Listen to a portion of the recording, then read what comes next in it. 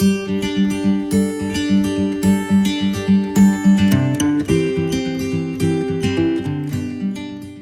guys, welcome back to Learnlyte. In this video we're gonna talk about lists. So sorry if my voice sounds a bit weird today. I've been feeling kinda under the weather lately. So sorry about that. Anyways, let's continue and talk about lists. So think of lists as boxes that we can put anything in, or basically any number of items we want. So think of it like this big box that we can put any item or element that we want in it, and these items can be of any value. So they can be strings, they can be booleans, they can be pretty much anything that we want. Alright, so with that being said, let's look at how we can create some lists. So let me bring up my Python shell right here. Alright, and then to create a list we normally use the square brackets. So let's start by creating a list. I'm gonna call this list numbers, and then using the square brackets we have these numbers 1, 2, 3, 4, 5, 6. So as you can see, we've created a list called numbers, and inside of the list we have basically some integers 1, 2, 3, 4, 5, and 6. So keep in mind that the items inside of a list are usually known as elements or just items, and we can put any items or any number of items in these lists. So I go ahead and I hit enter, and if I call numbers again, or the variable numbers, you see I get back the list. Remember, as I said, we can put anything in lists, so it doesn't have to be numbers. We can also put, for example, strings. So I'm gonna create another list called fruits using the square brackets, and inside of this I'm gonna have apples, bananas,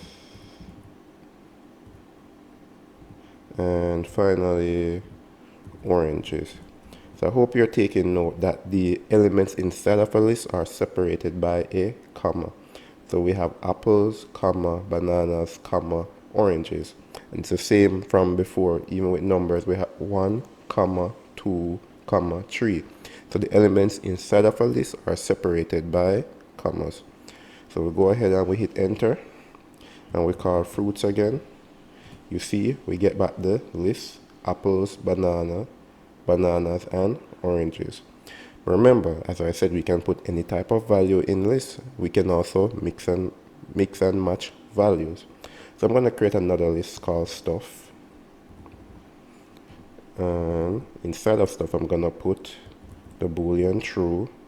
I'm going to put the value 12.5, which we know is a float. I'm going to put an integer 14, and finally I'm going to put a string. Right, very original. Go ahead and hit enter, and if I call stuff, you see we get true, 12.5, 14, and we get the string. So as you can see, we can mix and match various items in a list. We can also put a list inside of a list. So we can go stuff2 equals 10, comma, the integer 10, comma, another list where we have 10 again, no, 11, comma, 45.7. We end this list. We have the next comma right here. We put false, and we end this list. Alright, so here you can see we have a list inside of a list. We go ahead and we're gonna hit enter. Whoops. Oh, I did it wrong. Let's do that again. Stuff2 equals, alright, stuff2 equals, I'm gonna have my square brackets. Instead of that I'm gonna have 10. I'm gonna have the integer 10. Then I'm gonna have another square bracket to show another list. Inside this list I'm gonna have 11, comma, 45.7, and then right here I'm gonna have a comma again. I'll have false. Hit enter. We call stuff2, and you can see we have first 10, followed by the integer 10. Then right here is another list, and then we have false. So as you can see, we can put a list inside of a list, and basically we can put any number of items we want in a list, and the items can be of any type. They can be strings, floats, lists, anything. All right, so let's take a look at how we can create a empty list. So an empty list is basically a list with no elements inside of it. So there are two ways to create an empty list. I'm going to show you both of them. Let's say we want an empty list. We can use the keyword, or the built-in function I should say, list. So list is a built-in function which creates an empty list. So we say empty equal list, and then if we were to call empty again, you see we have a empty list. Another way to do it is by using the square brackets. So empty list equals just a square bracket with no elements inside of it. Go ahead and we hit enter, and we call empty list again, and we get an empty list. All right, so that's two ways we can create an empty list. So one of the key things that you need to know about lists is that lists are mutable. So what do we mean by mutable? It simply means we are able to change elements of a list if we so desire.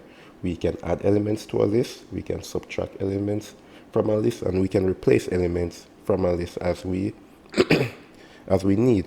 So being mutable means that we can constantly change what is inside of a list, basically, or the elements that are inside of a list. We can always change them. All right, so let's take a look at how we can do this. All right, so to change elements of a list, we can do this by using some list methods. So Python provides us some methods that we can use to operate on a list, such as methods that allow us to add elements to a list, remove elements from a list, etc. So let's take a look at some of those methods that we can use to modify a list. So the first thing I'm going to do is I'm going to create a list called my underscore list, and this is going to be a empty list. Alright, so I go ahead and I'm gonna call my list, and you can see we've initialized it to a empty list. Alright, so the first thing I'm gonna do is I'm gonna add an element to this empty list, and I'm gonna do that by using the append method. So I'm gonna say my underscore list dot append, and the element that I want to append to it or add to the list is the integer 10. I go ahead and I hit enter. If I call my underscore list again, you can see we have 10 instead of the list. So that's one way to add elements to a list. So let me do that again. I'm going to say my underscore list dot append. The element I'm going to append this time is 14. Alright, I'm going to call my list dot append. I'm going to add another element, which is 12.5. Hit enter. I'm going to call my underscore list again, and see we have 10, 14, and 12.5. So as you can see, we use the append method to basically add elements to a list. Alright, so what about if we want to remove elements from a list? If we want to remove elements from a list, we can simply use the remove method. So let's take a look at that. I'm going to say my underscore list dot remove. The element I want to remove is 14. Go ahead and remove 14. Hit enter. Gonna call my underscore list again. And if we call it, we see we now have 10 and 12.5. So the 14 is no more. Let's remove another one. I'm gonna say my underscore list dot remove, and I'm gonna remove the element 10. So what remove does is remove takes an element, goes inside of the list, looks for that element, and if it's there, it removes it. And as you can imagine, if the element is not there, it's gonna throw an error. Alright, so we go ahead and remove 10, and if we call my underscore list, we get just 12.5. All right. Another method that I want to look at is the insert method. So what the insert method does is that it is used to insert an element into the list at a particular index. So let's take a look at that. I'm going to say my underscore list dot insert. And insert takes two arguments. The first argument is the index that we want to insert at. In this case, I want to insert at the 0 index. And the number or the element that I want to insert is 100. Go ahead and hit enter. If I call my underscore list again, we get 112.5. So as you can see, originally up here, 12.5 was at index 0, but now 12.5 is at index 1 because 100 is at index 0. Alright, let's do that again. I'm going to say my underscore list dot insert. I'm going to insert at the index 1 this time, and the element that I'm going to insert there is true. Alright, go ahead and hit enter, call my underscore list, and there you have it. At index 1 is now true, and at index 2 is now 12.5. Alright, so there you go. That's one way to basically add elements to a list. So as you can take notice, the difference between append and insert is that append basically adds the element to the back of the list, while insert basically adds the element to wherever we want by supplying a index at which we want to insert the element at. Alright, so that's some Python list methods that are used to modify elements of a list, such as adding elements to a list and removing elements from a list. Okay. All right. So the next thing that we're going to look at is we're going to look at traversing a list. So traversing a list is usually the same as, for example, traversing a string. And we talked about string traversal in previous video. I believe it was string part 1. I talked about string traversal or string part 2, one of those videos. And in this case now we're going to be traversing a list. And to traverse a list, we usually use a for loop. You can use a while loop, but it's typically best to use a for loop as it's a lot easier. So let's take a look at how we can traverse a list in Python. So I'm going to begin by writing a function called traverse. And this function is going to take a list. And what we're going to do is we're going to say for I in range. I'm going to have my brackets right here. I'm going to have len, and then it's the length of a list. I'm going to close my brackets here, colon, and then a list, square brackets, I, is going to be equal to a list, square brackets I again, times 2. So what we're doing here is that for each element of the list, we're going to be multiplying it by 2. And after we do that, we're just going to return a list. All right, go ahead and hit save. And now we're going to run. Invalid syntax. Oops, for I in range. Go ahead, save. Run module. All right, and let's call traverse. And let's give it a list. So instead of this, I'm going to create a list. And instead of this list, I'm going to have some numbers. 1, 2, 3, 4, 5, 6. Go ahead and end that. And end the function with the brackets. Hit enter. And you can see we get 2, 4, 6, 8, 10, 12. So that's how we are traversing the list. We're going inside of the list. And for each element of the list, we're basically multiplying it by 2 right here. And then we return the list. Okay? And that's basically list traversal using a string. No, list traversal using a for loop, I should say. Alright. And then we're going to move on to the last thing that I'm going to talk about, which is talk about the slice operator on the list. So So in a previous video, I believe it was strings part 2, we had talked about the slice operator on strings. And it's the same principle using the slice operator here. It operates the very same way. Instead of this time, we're going to use a slice operator on a list versus a string, but it's the same principle. So if you need to brush up on that, I suggest you watch my strings part 2 video where I explain in detail what the slice operator is and how to use it. So we're just going to take a quick tour of the slice operator in this video on this. So as you can recall, the slice operator is basically used as a way of splitting up a list.